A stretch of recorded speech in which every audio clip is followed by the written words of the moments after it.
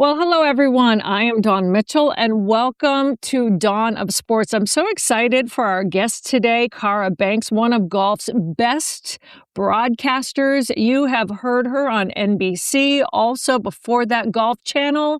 And now we get to talk about this. It's so exciting. This past year, she's the lead play-by-play announcer for NBC's LPGA broadcasts, but she's also just an exciting person to talk to. So we have that coming up.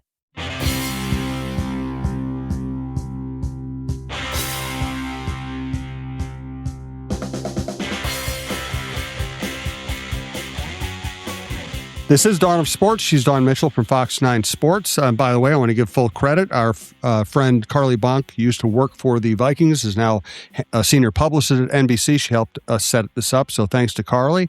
We're coming from the Aquarius Home Services Studios. This is TalkNorth.com. Go to TalkNorth.com to check out all of our other shows.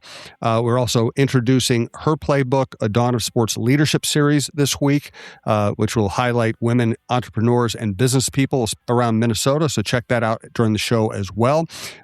Thanks to Minnesota Masonic Charities, Lucy Nicotine Pouches, the Minnesota Twins, and we are coming to you again from the Aquarius Home Services Studios. And by the way, the KPMG Women's PGA Championship will be held at Hazeltine June 25th through 28th, and I'm looking forward to that.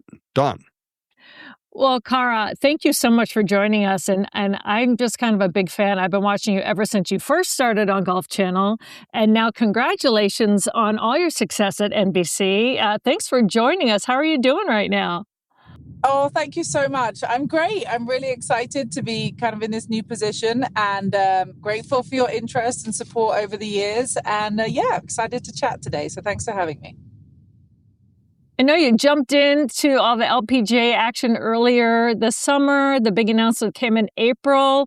How excited were you when NBC said you were going to be our lead play-by-play broadcaster, and this world is your oyster now to take over? How was that for you? Yeah, it was so exciting. Honestly, my boss at NBC Sports, Sam Flood, told me as we got off a flight to Atlanta for the Tour Championship at the end of the last PGA Tour season, and I just hugged him. I was so excited to join the NBC team on a full-time basis, and really felt that I'd been working towards this. Like I've had all those years at Golf Channel, as you said, and then some time previously when I was over in the UK. But I've been part of Tommy Roy's team, who's the best of the best on the PGA Tour side, reporting for him and doing some hole announcing, and just felt I was really ready for this. So I'm excited to have the time to sit in the chair now. I've always enjoyed your analysis. What I didn't realize until I saw the Golf Digest piece was that what you did in Africa, just slugging it out, doing all the behind the scenes stuff as well as on air. Tell us about your African experience and how did that come about and what did it teach you?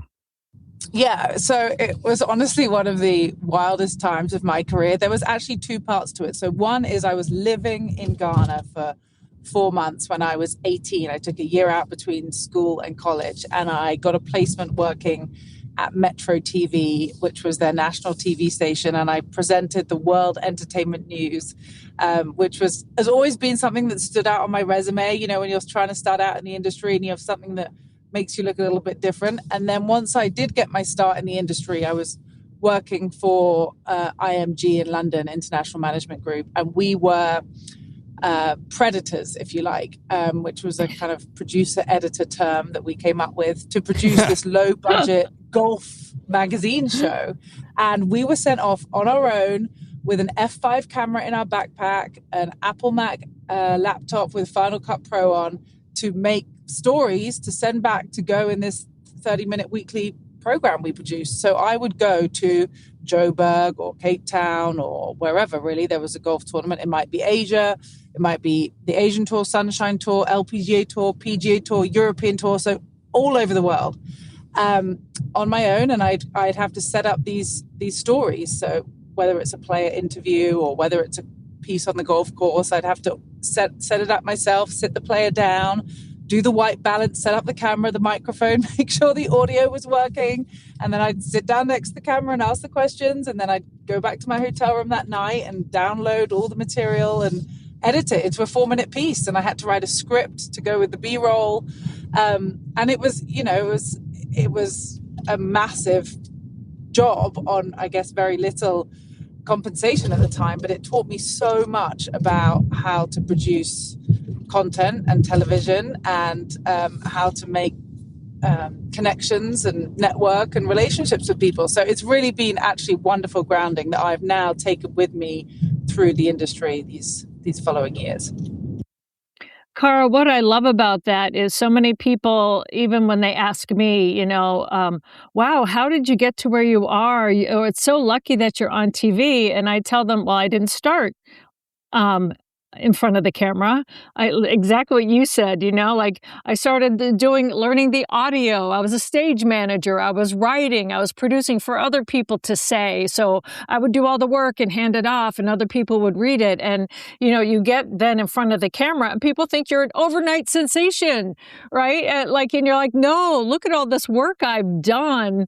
How many people have come to you like, wow, you just walked out of the UK and onto NBC, and you're like, no. I really admire you that you've done all of that, and it's a tough journey, but like you said, it makes your broadcasting even better, doesn't it?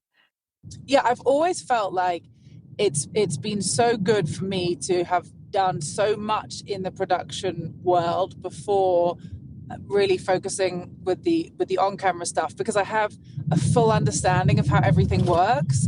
And I think it's very hard if you just come into this position out of nowhere, which not many people do unless they've got, previous, and maybe if they're an athlete, right, then they may come straight into being on-camera talent. But I think it gives you such a good understanding of the team that's behind you, because, as the on-person face, you are the face and the voice that people see and hear, but you couldn't do any of your job without every single person in this team who doesn't always get the attention that you do. So it's such an important lesson as to how much work goes into producing live TV, non-live TV, anything it might be. So I've always carried that with me. And then, there's also a big difference I have found between live broadcasting and non-live broadcasting. And a lot of what I had done before I came to the US was non-live. I had done some live, but then it's been fun, I would say, in my first few years in the US to go into the production trucks when we're at a golf tournament and just sit and watch what everybody does at all these different stations, and what EVS do and what graphics do, and all that kind of stuff. Because, without them, we don't have a job in front of the camera. So It's a big team out there. We've watched women's sports just rise dramatically in popularity recently, and here in Minnesota tends to support women's sports very well. Minnesota Lynx, Minnesota Frost. We've had plenty of golf tournaments. With Big Ten championships, Final Fours, all that. How's the LPGA doing? Is the LPGA on the rise? Is it looking for its path? How would you describe its situation at the moment? I think the LPGA just had the best week it could have asked for at the US Women's Open. So yes, the LPGA is on the rise. We were so excited for the first, can you believe it, the first women's major ever to be held in LA County, but that was the case. And we had so much preparation ahead of the week at Riviera Country Club. And there was so much talk about what the LPGA needed. And you know what? It was like, they need a good venue, and they need a dramatic Sunday and a good winner. And honestly, on Sunday afternoon, on that 18th green at Riv, I turned around to some people from the USGA and I said, could you have asked for much better? Like, it was just the storybook Sunday that they needed and wanted. Nelly Korda had been wanting to win the US Women's Open since she was a little girl. She's the world number one. She is the American superstar that everyone's kind of pinning their hopes on right now. So for her to have come through, but not a walkover, easy wire-to-wire victory, perhaps like you could say she had at the Chevron Championship. She was challenged, and there was some drama from Charlie Hull coming out early. So I think the LPGA have had momentum that they needed in prime time on network TV at the last major championship. Now the question is, can we build on it? Can they build on it? Where will we go from here? And I think that's what makes the KPMG Women's PGA Championship that is coming up in your backyard so exciting, because we just had such a wonderful climax at the last major championship. I think we can't wait to see what happens next.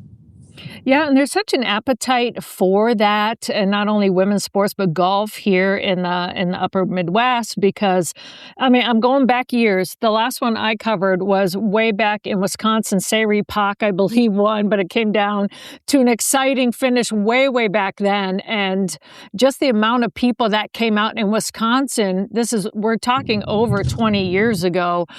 People just have an appetite for it. So, like what you're saying, if you add the excitement and you get names that people really want to come out and see, and then broadcasters like yourself, I mean, I have to give you credit, Cara. You made it exciting to listen to. I think when you have all of that as a package, that's when the eyeballs start coming back to the sport. Don't you agree? Oh, well, thank you. That's really nice to hear. And yes, I think it's a combination of things, and it's learning how to capture the audience and get their attention, but then not speak too much and let the moment play out. And I'm excited because I will be hosting the full NBC coverage at the KPMG. So I'm really looking forward to that. But yes, you need the names to deliver. And that's what, there was so much hope for Nelly. And there was also a bit of expectation. She's world number one. Can you win when you're expected to win? And, she did. But that is one of the hardest things to do in sport. And so they needed Nelly, really, honestly, as an American, as the US Women's Open on primetime TV in the US from the West Coast to stand up. And she did. And Charlie Hull is another massive name in the game. She's just has this swag and this flair that people love. And, she was tossing her ponytail and kicking her legs up on every tee. And it was just so fun to watch. And Gabby Lopez from Mexico. And it was just this international, awesome feel and flair that we really had all week long. Jennifer Kupcho, another American star. So yes, the names delivered. We had a great team around us. We've had Bones join the LPGA telecasts as well, and he's just been incredible since coming from the caddying to the broadcasting side. And to listen to someone like him call the best in the women's game is fascinating because he's watched so many greats play the game. Morgan Pressel, who I'm alongside in the booth, she's been there, done that all since she was 18 years old. So it's a total team effort, and we're really lucky with everybody that they've put in place. We are coming to you from the Aquarius Home Services Studios. We'd also like to thank Minnesota Masonic Charities. Thanks also to Lucy Nicotine Pouches. My friends have been all in on Lucy lately, and the good news is it's never been easier to try because Lucy is now available at Quick Trip. They've tried just about every pouch out there, and Lucy has become the one they keep coming back to. Great flavor, great strength options, and a pouch that actually holds up. You can get Lucy in mint, apple ice, mango, espresso, berry citrus, and apple cider. The flavor lasts, and you will want to test the lineup. Start with the 6-pack. The game changer is Lucy Breakers. Every pouch has a burstable flavor capsule. Bite into it for an extra hit of flavor and a smooth kick that just keeps going. My friends call Lucy top tier, and they recommend it to everyone. Give them a try. Get 20% off your first order when you buy online at lucy.co/Dawn with the promo code DAWN. That's lucy.co/Dawn with the promo code of Dawn. And if you don't want to wait, check out their store locator to find where you can pick up Lucy at your nearest Quick Trip today. And here comes the fine print. Lucy products are only for adults of a legal age, and every customer is age verified. Warning, this product contains nicotine. Nicotine is an addictive chemical. Thanks for the sponsorship of the Minnesota Twins. Go out and see what game at Target Field if you get the chance. It's still a beautiful place. Here is where it all starts. Here's where pages are turned and new legends are written. Here's where kids become lifelong fans and lifelong fans become kids. Here's where sunsets last longer, happy hour tastes better, and summer hits its stride. And when all of Twins territory stands together and believes hard enough, well, there's no place like here. Get your tickets at twins.com. And here's a new addition to our show, Her Playbook, a Dawn of Sports leadership series. This week, we're letting Dan Bakken from Citizens Independent Bank tell us about his remarkable mother and her business exploits. That's what we're going to do. We're going to highlight women in business, women entrepreneurship every week here on Dawn's show. Women's sports don't grow because of one moment. They grow because people keep showing up. the fans, the athletes, the entrepreneurs, the local businesses investing in their communities and believing in what's possible. At Citizens Independent Bank, they believe that same local connection is what helps people reach their goals, with financial solutions built around relationships, not transactions. Citizens Independent Bank, unlock the power. Member FDIC, equal housing lender. Well, I had one more question yeah, go about ahead, your Jim. Africa experience. Do you have a favorite story or memory about working in Africa and doing what you were doing? Oh my gosh, I have so many. I have to tell you, one actually happened, which isn't really a favorite because it's scary. But one was on the airplane, and I was leaving. This was actually not to Africa at the time, but I was in this predator role, right? But I was actually flying to Tampa in Florida on my own. I had all the kit up in the overhead bin. I had my passport, my phone on my lap, and I was sitting I was like 32G or something, right? Like I was back of the bus, middle of the economy seats, and we take off. We're 30 minutes into this flight, and all of a sudden the captain comes on the speaker and he says, "Will all flight crew report to the flight deck immediately?" And I thought, that does not happen very often. Like, I travel quite a lot, and that is weird. So anyway, all the flight attendants scurried to the front of the plane, and then everyone was like wondering what's going on. And then all of a sudden the captain said, "Prepare the cabin for an emergency landing." And I can't tell you, we had been in the air for 30 minutes. We were back down on the ground at London Gatwick within 10 minutes.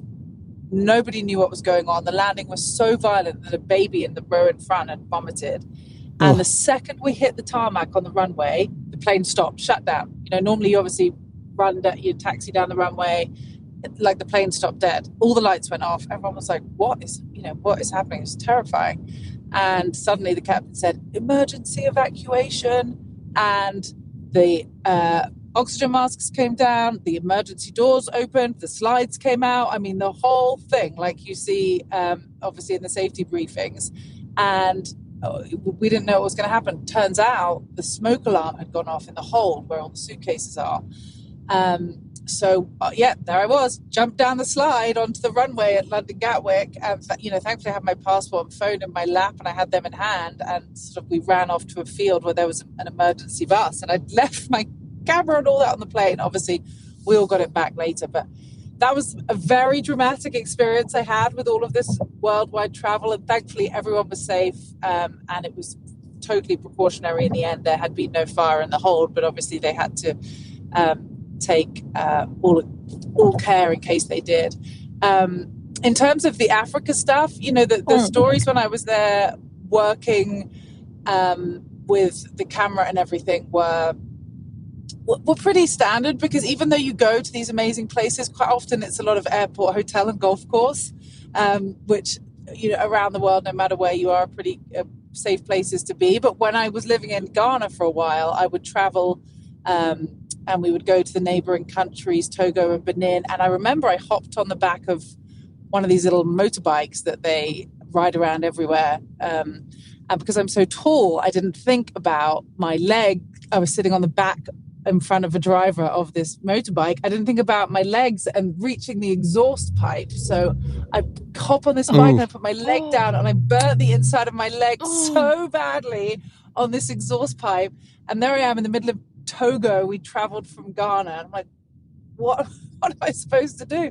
Just jumped in. Thankfully, we're near the ocean. I jumped in the ocean, but I still have a scar to this day on my lower inside right leg from that exhaust pipe in Africa. So I have lots of crazy memories, but it's like an unbelievable experience to have seen the world in that way.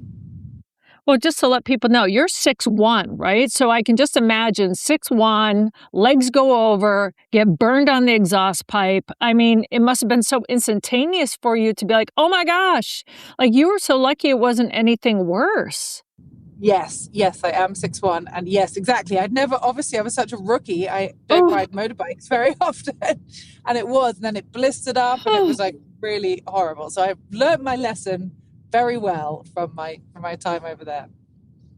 Cara, before I also want to ask you, what was it like to cover the Paris Olympics? I know that you've done some other Olympics as well, but you're on the golf team then. Also in some Olympics, you've covered like skiing and soccer, but most recently the Paris Olympics. I know that you've done, live at Wimbledon, live at the Open, all of the golf stuff, but to be part of the Olympic coverage, just kind of taking your career to that level, how exciting was that for you?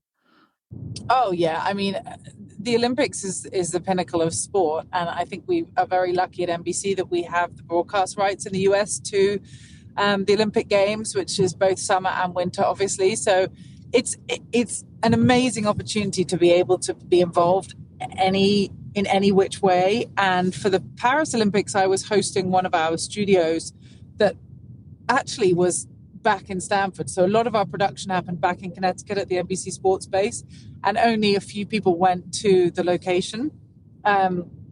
So the hours were wild. I think I was getting up at like 1:30 in the morning every day, and I was in the studio at 2. Maybe I was getting up earlier, and we were on air at 4 every day. So our broadcast started at 4 a.m. because that was 11 a.m. in Paris. And the other thing about the Olympics that you don't realize until you're working them is it's like 16 straight days of almost, Groundhog Day of the same schedule. It's not like you work your week and then you have your weekend. It's this stretch that you have to mentally prepare yourself for. And now I know it, but it's taken me a couple of Olympics to prepare myself for that, I think, going into it.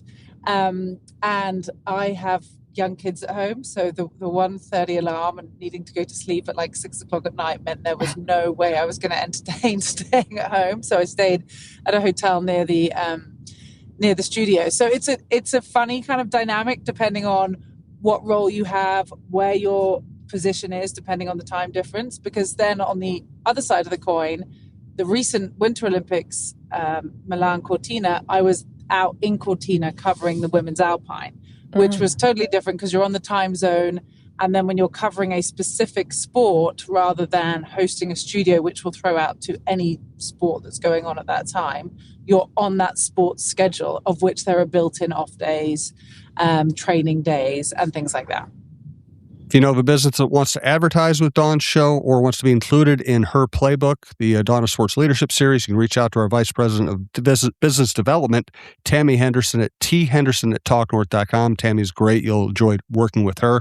Cara, is there somebody in the golf announcing world who has helped you with, who's been influential in your career? Is anybody you'd like to give credit to?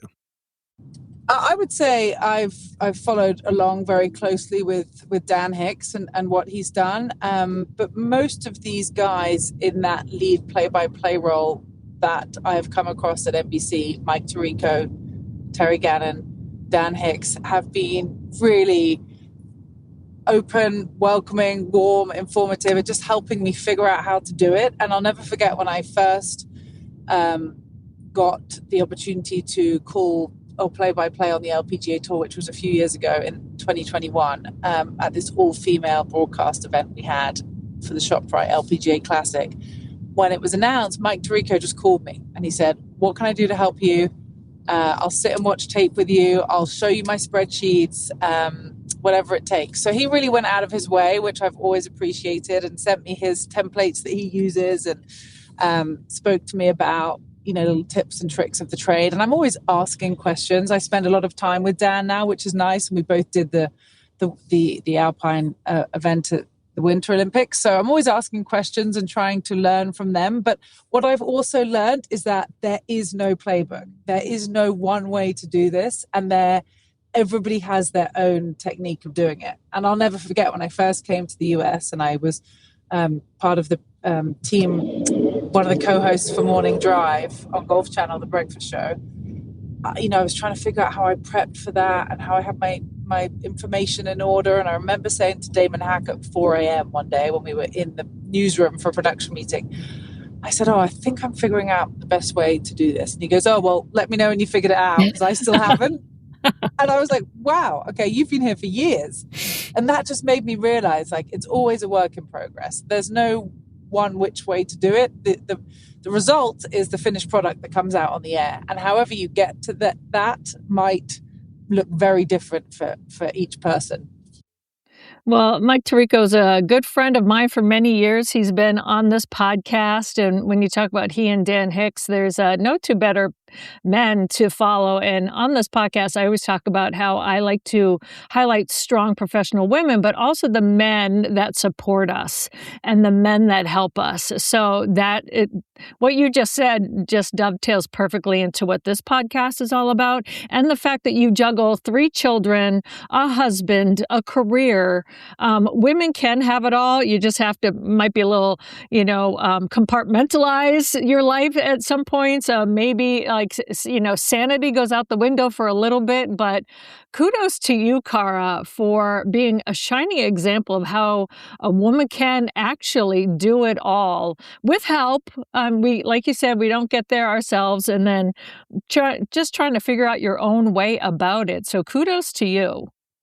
Oh, thank you. Do you know, people do always ask that question, because I think as a woman in any industry, when you want to start a family, you're trying to figure out the right time to do it and, fit it into the schedule. And I remember when we were first trying to have a family, and I spoke to my agent at the time, and she said, Cara, there is never a right time. Plus, you also really cannot plan this. So just don't worry about it.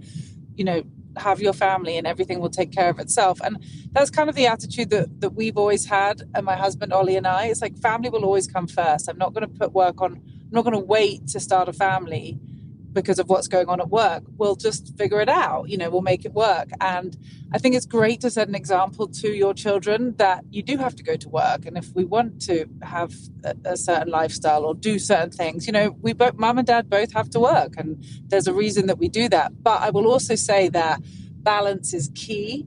And I do feel very fortunate that this role, while sometimes yes, is very busy and will take me away from home and will make me travel and whatever else that comes with it, it also does give me a lot of downtime.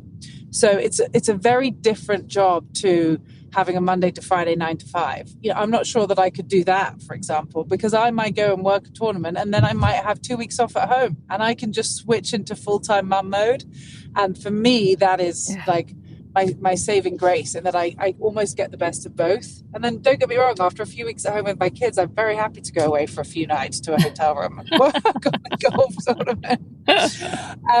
So it gives you a little break here and there, and it gives you a chance, gives you a little bit of a few days on your own and a chance to focus on work and reset and come back and then throw yourself into the family stuff. We have a wonderful nanny, as you say, can't do it on your own because we have no family in the US at all. Everyone is back in England. So, and my husband travels too. So it's honestly, our lives are chaos and our calendar is like all these different colors of everyone all over the place, but you just have to be organized and make it work and really take advantage of the time that you do have off and throw yourself into everything with the kids, which I do and I love and feel very grateful to be able to do that. Well, Cara, we're grateful to have you. I know your time is expensive. Thank you so much for being on this podcast. I'm really looking forward to you coming to Minnesota to cover the LPGA here. Our thanks also to Cara Banks, one of our dear friends, for making this all happen. And I just want to say on a personal note, I could listen to you all day with your beautiful accent. You could read the phone book, as they say. Young kids don't know what a phone book is anymore, but just your voice in and of itself is fantastic. But your talent stands out. And we thank you so much for talking to us here on Dawn of Sports. Really, really appreciate it, Cara. Oh, thank you so much. I'm really grateful for you having me. And I'll keep hold of my English accent. Even though my kids are going to have American accents, I'll try and keep hold of it. That's awesome. Thank you. Have an awesome trip out here and the rest of your summer, but we'll see you soon. Yeah, hopefully I'll see you at Hazeltine. Thanks, guys. Thank you, Cara. Thank you. Thank you. We are so proud to start a new initiative right here on Dawn of Sports. It's a leadership series. It's her playbook. And we're kicking it off with a spectacular conversation today. I welcome in Dan Bakken from CIB, which is Citizens Independent Bank.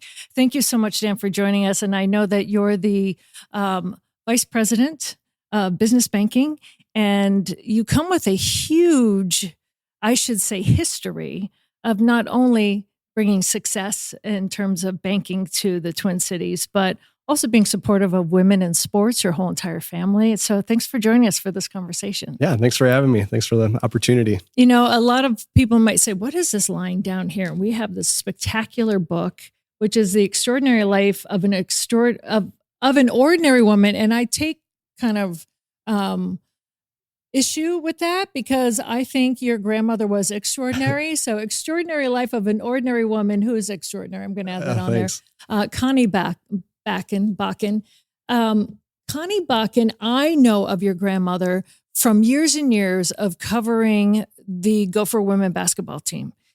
But not only was she a benefactor and a supporter, she was so much more. Your whole family loves sports. Not only women's sports, but just in general. When you grow up having a grandmother like Connie, who not only did that, helped your family, was a woman that got into banking and was successful that way as well. It's a lot of pressure for the younger kids to come, but what did that kind of trickle down to you and the rest of your family when you have a matriarch of that magnitude and that heart? Yeah, well, at least, my dad's got pretty big shoes to fill too. Yes. I'm third generation and actually have two younger brothers at the bank as well. So it's just like you mentioned, it's a great legacy to have. Some of that is in my blood, or some of the things that we do as far as community involvement, and we're a smaller community bank. So that social responsibility and the customers that we serve and the locations that we serve, a lot of that is preserving that legacy. It is big shoes to fill, but it makes the job purposeful for sure.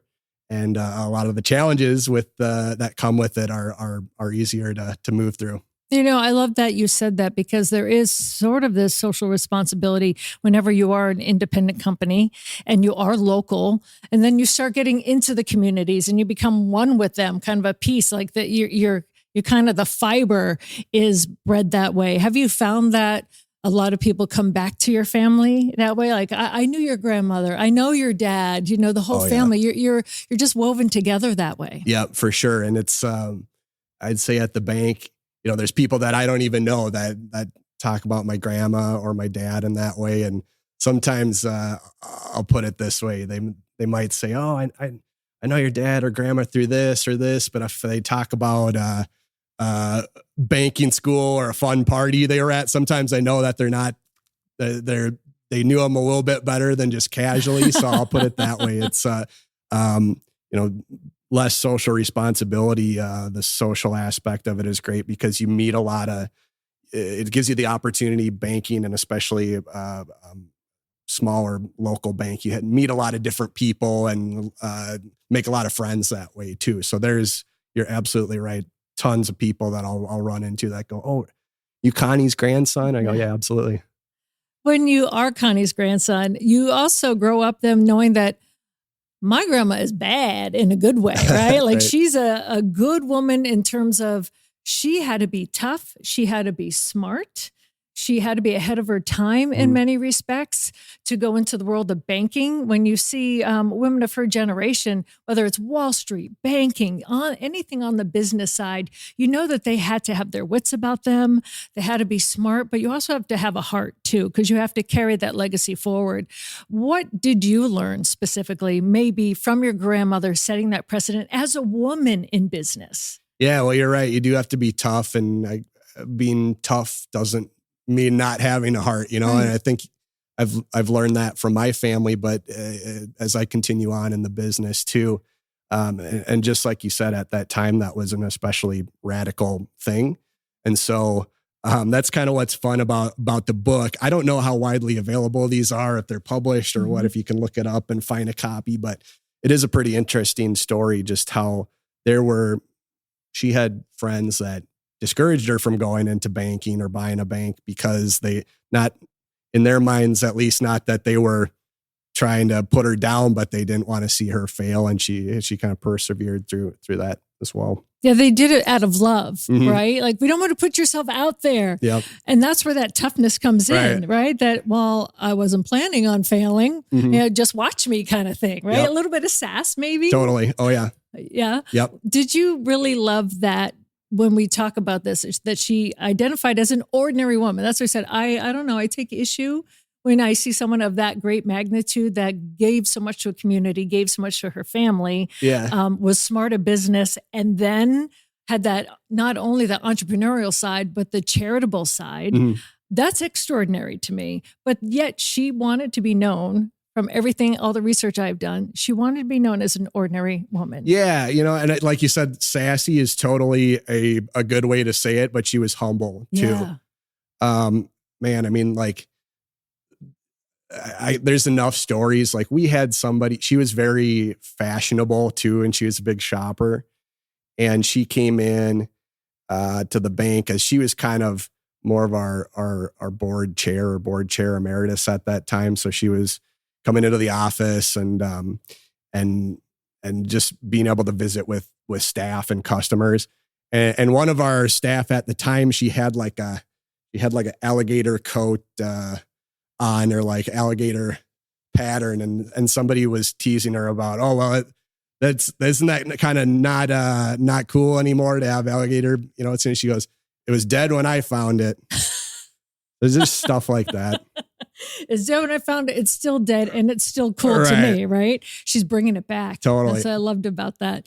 When she really stood up for, I should say, the Gopher women's basketball team. You and I spoke a little bit before we sat down, and I saw some pictures of when Pam Borton said, this is what we need.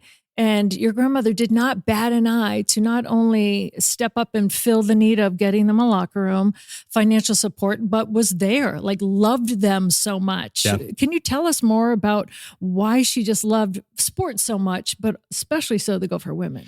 Yeah, well, again, kind of in addition to when she was starting in business in the 80s, she was just aware of where there were gaps and opportunities for women. And so, kind of like I mentioned, we were chatting before the podcast, I think a lot of the interest initially came from her going to those games with my mom, Mary, and then Debbie Burchett is a longtime family friend of ours. And she was connected to Pam by somebody, or a friend introduced her and basically asked her, well, what do you need? And she said, well, a locker room for one. So that was what kind of kicked off the support she gave to them over the years. And like, my one humble brag is Pam Borton came out with a leadership book. I think it was at least 5 or more years ago, and I don't remember what it's called. But I was at a Twin West Chamber of Commerce event, and so I just went up and chatted with her, and she knew exactly who my grandma was and was happy to chat. So it's not like I know her personally, but that was just kind of fun.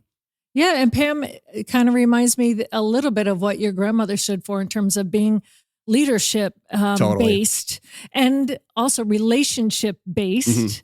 Which comes with being a local independent bank, right? You have to have relationships with people. It just can't be it's ironic. A bank is all about transactions, but when you're dealing with people, you can't be transactional. Right. And I think Pam is like that as well. You're playing basketball, you're here for a reason. I want you to be a leader, but there needs to be relationships. Yep. What in your family is important relationship wise that maybe, Connie said, this is the Bakken way, or led by example that way? Yeah. I mean, it comes down to the social responsibility, a lot of our mission, honesty and integrity.